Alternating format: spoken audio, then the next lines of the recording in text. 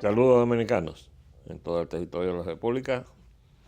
Les habla Leopoldo Poyalanita y Agenda Nacional va a seguir contestándole a los malos portavoces de la Iglesia Católica, de una Iglesia Católica cuyo Vaticano ha conspirado siempre contra la libertad de los dominicanos, contra la República Dominicana, desde 1844. Yo pasé sin explicar por qué la guerra del Vaticano contra Duarte, específicamente contra la cabeza del grupo trinitario. Lo voy a repetir aunque yo lo he hecho en otras oportunidades, pero como estamos contestándole a los supuestos portavoces de la Iglesia, allá va. Todos los movimientos libertarios de las colonias de España, de Castilla y León, en América, que se habían levantado en busca de su libertad, estaban encabezadas por masones. Simón Bolívar era masón, José de San Martín en Argentina era masón, Bernardo de O'Higgins en Chile era masón, Benito Juárez en México era masón, José Martí en Cuba era masón, que por cierto venía a la República Dominicana cuando la dictadura de Lili, buscando el apoyo de los masones para acabar de completar la libertad de Cuba. Y en esas reuniones que se producían en Santiago, concurría mi abuelo.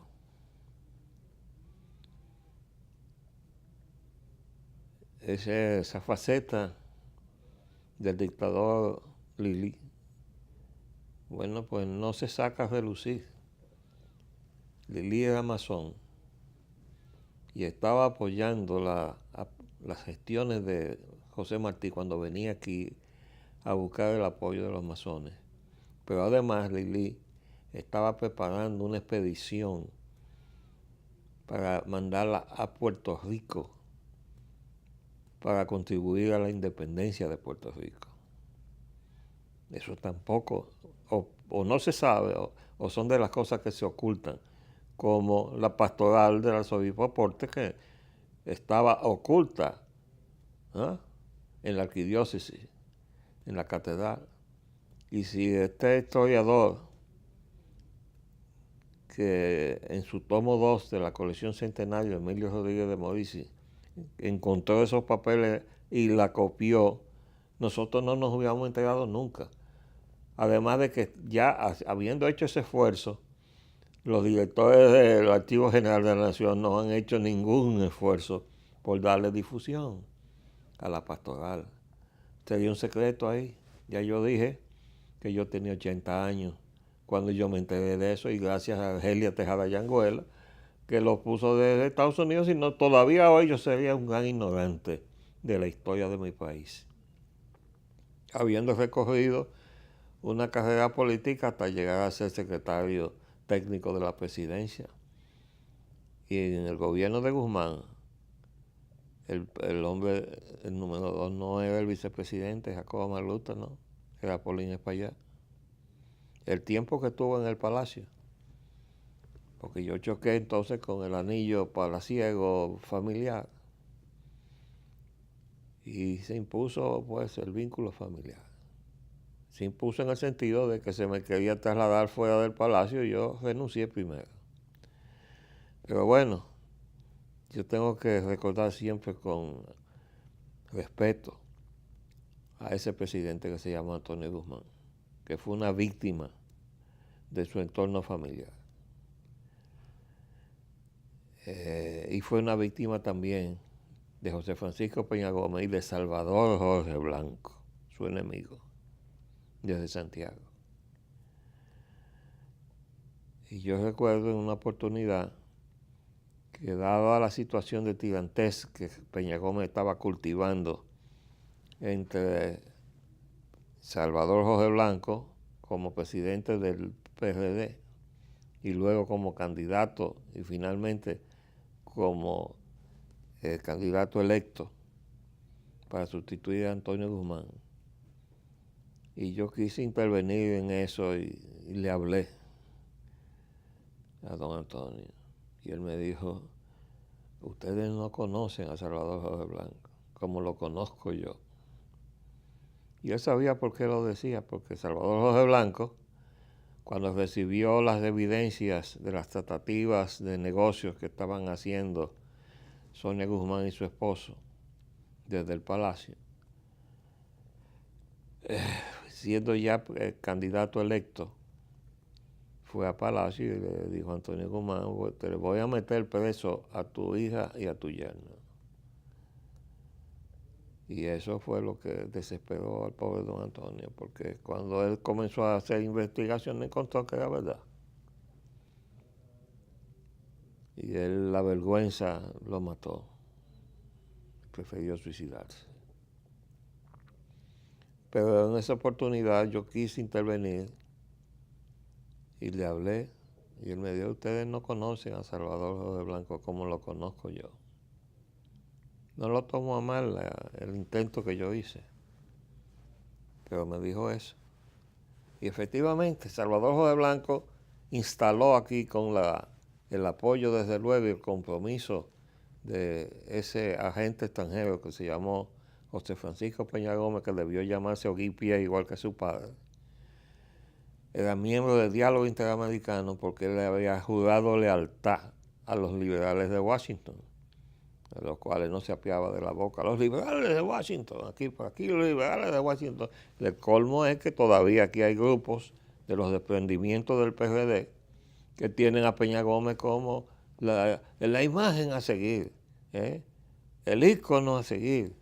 José Francisco Peña Gómez, un agente extranjero. Así andamos de perdidos en el espacio en este país nosotros. ¿Por qué? Porque ignoramos la verdad, porque la verdad se nos oculta, porque hay quienes se ocupan de ocultar la verdad, la pasada la ocultan la mayor parte de los historiadores y la presente, la cotidiana, la ocultan la mayor parte de esos comentaristas o periodistas de prensa o comentaristas de televisión pagados por el Palacio Nacional, por el poder de turno. Y uno se da cuenta inmediatamente cuando se trata de la propaganda pagada. Pero tienen todo lleno, todos los espacios de televisión llenos con propaganda pagada, diciéndole al país lo bien que está. Usted está muy bien.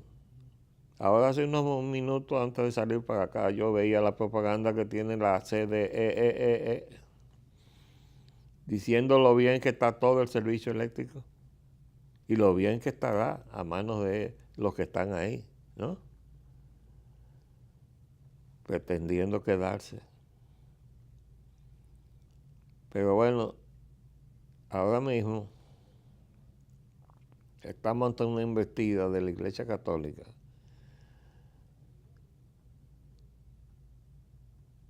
que ha levantado una campaña. Son los jesuitas,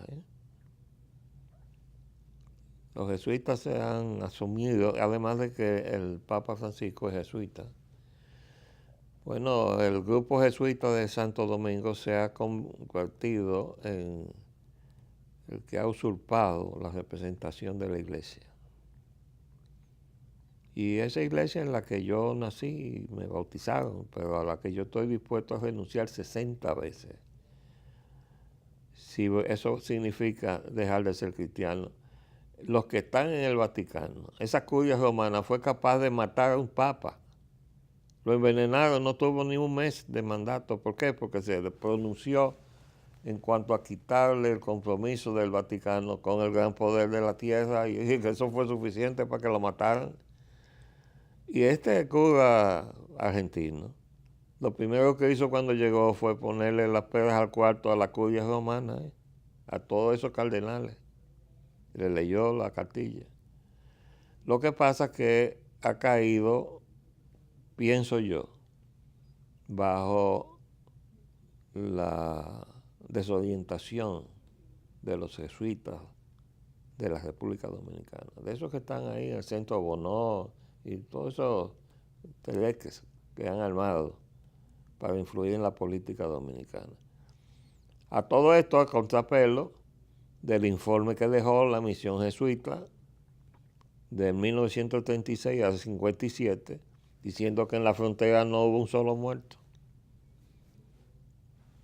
Yo tengo un original que me costó mucho trabajo conseguirlo, pero es un sobrino mío que viajó a Europa y pasó por Madrid, en una tienda de Madrid, me consiguió un ejemplar del informe original jesuita, la misión jesuita en la frontera. Entonces, yo le tengo muchas evidencias para callarle la boca a los que deberían estar silenciados, puesto que son todavía cómplices del concordato que el Vaticano firmó con el dictador Trujillo. Y no de que todo lo que hizo Trujillo era un desastre. Oye, ¿por qué no hablan del concordato? ¿Por qué no renuncian al concordato de Trujillo? Bueno, definitivamente que era una metida de pata, porque me preguntaba yo mismo, ¿por qué el Papa Pío XII, creo que era, que estaba, cuando terminó la guerra, había pedido perdón por el rol que había jugado el Vaticano? Y yo decía, ¿qué le habrá pasado? ¿Por qué habrá pedido perdón el Papa? ¿Qué habrán hecho? Yo que nunca fui aficionado a la historia y comencé a estudiarla cuando tropecé con ella. Y gracias a personas como Argelia Tejada Yanguela, que me hizo tropezar con la verdad de la historia dominicana. Y entonces ahí encontré que Hitler había ganado en buena lid las elecciones en Alemania porque había contado con el voto de los católicos alemanes, porque tenía un concordato con el Vaticano. Hitler, por eso subió al poder, porque tenía el apoyo del Vaticano y por eso persiguió a los judíos. Que uno decía, caramba, yo me explico que haya perseguido a los banqueros judíos, pero a los muertos de hambre judíos, ¿por qué? Ajá, porque esos son los que se lo ponían mientras los católicos le daban el voto a Hitler. Así es la verdad de la historia, la que no se enseña. Y el otro socio de Hitler, Benito Mussolini, italiano, il Duce, tenía otro concordato con el Vaticano. Y el otro apadrinado de ellos dos en España, Francisco Franco, tenía otro concordato con el Vaticano. De ahí bebió Trujillo, de la fuente de Francisco Franco, la idea de hacer un concordato que efectivamente se hizo hasta el sol de hoy. Y ahí están todos esos arzobispos, como el Osoria ese, que fue el que armó el tinglado ahí en la catedral, después de haber arrinconado a la única voz que se sentía defendiendo este país durante mucho tiempo, que fue la del cardenal López Rodríguez. Yo no sé cómo no lo han asesinado, porque son capaces de todo. Si ustedes se leen el juramento de los jesuitas, ustedes se caen para atrás de lo que dice ahí ese juramento, que deben ser capaces de hacer para cumplir con el juramento de los jesuitas. Bueno, pues Duarte, que fue enviado a estudiar por sus padres, que primero llegó a Estados Unidos y se encontró que las 13 colonias se habían rebelado contra el Reino de Inglaterra, y esa rebelión, que fue la base de la creación de esa nación que ha sido ahora el centro de poder mundial, que se llama Estados Unidos de América, la rebelión para su independencia del Reino de Inglaterra la habían encabezado los masones. Y fue a Europa, y donde quiera que pisó se encontró el trabajo de los masones, incluyendo nada menos que la rebelión, la Revolución Francesa. O sea, el símbolo, el ícono de la libertad del hombre, la Revolución Francesa. Él regresó de su viaje de estudios convertido en masón. Esa era la línea revolucionaria de entonces. Como se hicieron marxistas durante los años 60, la juventud de todo el mundo, por todas partes, como buscando, bebiendo ideas de cómo liberarse de la opresión prevaleciente entonces. Bueno, pues los masones eran eso. Y Duarte vino de regreso siendo masón. Y la fórmula de la trinitaria, de la conquista de la militancia de 3 en 3, eso no se lo inventó Duarte, la copió de los masones. Y por eso la iglesia lo persiguió a él, porque siempre se persigue a las cabezas. Eso se repitió en el 65, pero eso lo vamos a cubrir porque estamos ya en abril. Y yo lo sostengo. A Rafael Tomás Fernández Domínguez, el verdadero Duarte del 65 no fue Camaño. Camaño fue el brazo ejecutor en ausencia de Rafael Tomás Fernández Domínguez, a quien su hermano Milito Fernández había delatado, entonces lo enviaron a un cargo diplomático en el exterior, porque no se atrevieron a tomar un paso más agresivo con él. Y lo sacaron del país. Pero él tenía su obra hecha, que era ese grupo que sirvió de base para el movimiento constitucionalista en la parte militar, que dejó a cargo de Hernando Ramírez, que traicionó la encomienda que le había dejado Rafael Tomás Fernández Domínguez. Él, junto con Francis Camaño. El martes 27 estaban los dos en la embajada de Estados Unidos pidiendo cacao, los jefes de operaciones militares del movimiento constitucionalista, los dos. Hernando Ramírez, que había sido sustituido el martes en 27 en la mañana porque estaba supuestamente atacado de hepatitis, los labios en blanco, yo lo recuerdo. Y lo sustituye Molina Ureña, el presidente Molina, por Francis Camaño, por enfermedad de Hernando Ramírez. Sin embargo, los dos en la tarde estaban juntos en la embajada, los dos.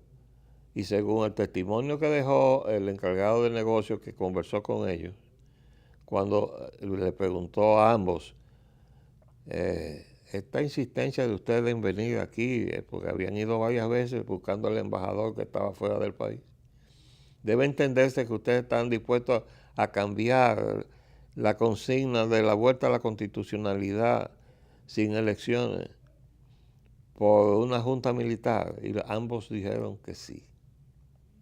Ambos dijeron que sí. Y entonces le dijo, ¿y Molina qué piensa? Y entonces le dijeron, no sabemos, él está ahí en Palacio. Como quien dice, ahí está ese soquete donde lo hemos dejado, porque lo dejaron abandonado. Es un palacio abandonado. De lo que dejó testimonio también el encargado del negocio, porque describió que el palacio estaba solito. O sea que cualquier grupo de los que venían de fuera o de San Isidro hubiera penetrado ahí en el palacio y nos hubiera asesinado a todos. ¿Por qué? Porque nos habían dejado abandonados. Y cuando Fernández Domínguez, que llegó a Puerto Rico de Chile para estar junto con el presidente Bosch, más cerca y poder venir a República Dominicana, y vino, lo trajeron nada menos que un avión norteamericano, la aviación norteamericana. En eso vino y yo dije, caramba, qué extraño. Y finalmente llegué a la conclusión de que lo habían traído aquí para poderlo matar aquí, porque no lo podían matar en Puerto Rico. ¿Por qué? Porque él era la cabeza de lo que ellos consideraban un mal ejemplo para Latinoamérica. Lo que había escrito por su inspiración de Rafael Tomás Fernández Domínguez en la historia de América era un buen ejemplo para los ejércitos latinoamericanos, porque se había levantado para reponer la voluntad del pueblo. Y eso era un mal ejemplo. ¿Por qué? Bueno, porque los regímenes latinoamericanos estaban nutridos de golpes de Estado promovidos por los Estados Unidos de América. Entonces, una inspiración nacionalista, eso era un maldito ejemplo, había que aplastarlo, y por eso se persiguió a los constitucionalistas.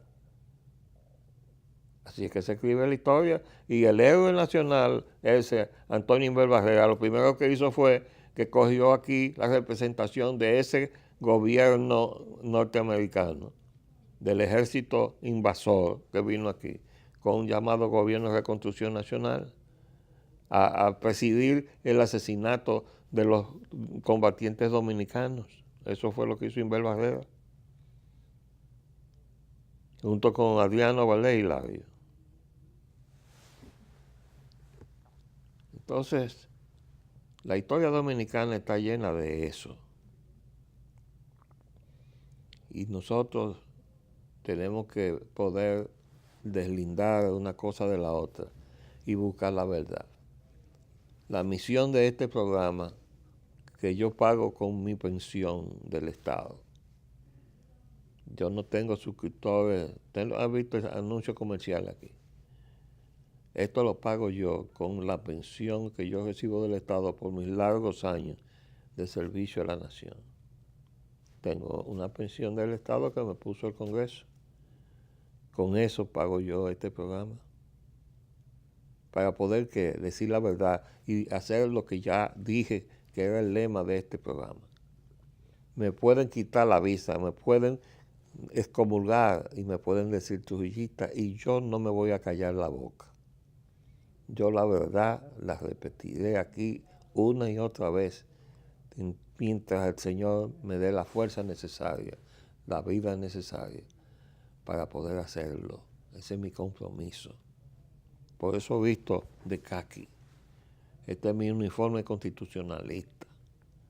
Y ya le he dicho a los traidores, cuando llegue la hora de la verdad los vamos a juzgar en los tribunales dominicanos, pero con la Constitución del 63. Y si hay un expediente de traición, la Constitución del 63 dice: se prohíbe la pena de muerte, excepto en caso de traición.